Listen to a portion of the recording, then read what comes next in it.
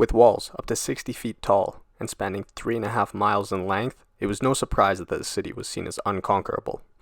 And standing unbroken for over a millennium, it seemed that the capital would stand for eternity. Arriving in early July, Giovanni Giustinian and his small contingent of men brought new confidence to our Byzantine forces. And with reinforcements coming from Christian Europe, soon to be departing, our morale and confidence was high. The Emperor, Constantine XI, has been preparing us for this attack since July, and with the arrival of Giovanni and his men, we've been able to muster a force of around 8,000 well-trained fighters. With the capital's walls and the Iron Chain defending the Golden Horn, our force of 8,000 felt like 1,000,000.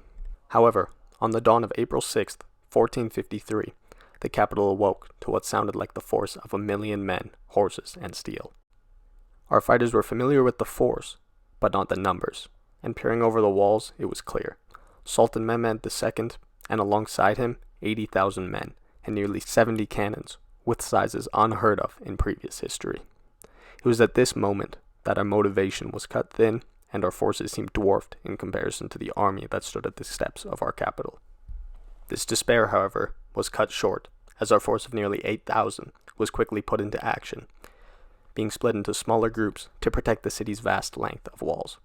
And after what seemed to be hours, the thick, silent air was cut dry, as the Ottomans began heavy artillery bombardment on the city's walls. The force of projectiles bashing the thick stone walls was nothing like we could have expected, and seemingly instantly, just after their arrival, on April 7th, a small portion of the wall was brought down. It was on this day that the reality of what we had been trained for set in. A seemingly endless horde of Ottoman fighters began to rush into the break of the walls, but determined to make a stand that would be written in history, and at the orders of Giovanni, you face off head-to-head with the invading forces. And seconds later, the air is cut thin with the smell of blood and iron clashing. But your line does not move. You've already mercilessly cut down several Ottoman raiders, but one after another, they seem to replace each other. And after nearly an hour of continuous fighting, it seemed that the attackers had been called to withdraw. A successful defense at your break in the wall. But hours later, the barrage of cannons would return once again. You are ordered to repair the walls with whatever you can find available, hearing shortly after the news of 2 successful repels against the Ottoman fleet in the Golden Horn. News that lifts the morals of nearby defenders, whether trained soldiers or the city's remaining civilians. During the following days, you have managed to repel some smaller attacks with the guidance of Giovanni, but nothing major, which causes some confusion as the mass barrage of cannon fire has not stopped. And following several nights later, it is revealed that the Ottomans have managed to get their ships over the chain in the Golden Horn by simply going around it, and have now completely encircled the city. The belief of a successful defense fades, and the further reality of what was to come began to set in. But with depleting time and resources, you go back to what you are ordered to do, repairing the walls of the city and the gate of St. Romanus. But with the endless barrage of cannon fire, repairing all the damage is nearly impossible. And on the morning of April 29th, exhausted, you and the other men in your cohort are ordered to defend another incoming siege. With maybe a few thousand men left, it seemed that everywhere you looked and everything you heard, there was no way to repel this attack. Whether it was from the water or the other sections of the wall, the Sultan was putting everything into this attack.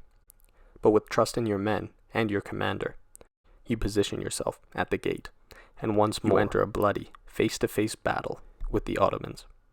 In the moment, there was no feeling of fear, which you should have felt, just the weight of your sword.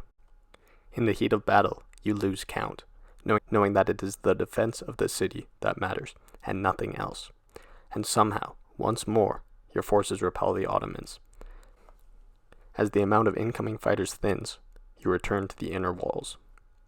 Expended both physically and mentally, you know that it is not for nothing. However, much like the other conquests before this, it does not end until someone wins, with the Sultan launching a third attack onto the gates of Romanus, this time with his own palace force of 3,000 Janissaries, which push your forces back heavily, causing you to be pushed into the inner walls. but at the expense of nearly all the Ottoman force. You've slain seasoned fighters like they were fresh to battle, but during this chaos, your commander, Giovanni, was fatally wounded, causing your regiment to lose their sense of morale and discipline.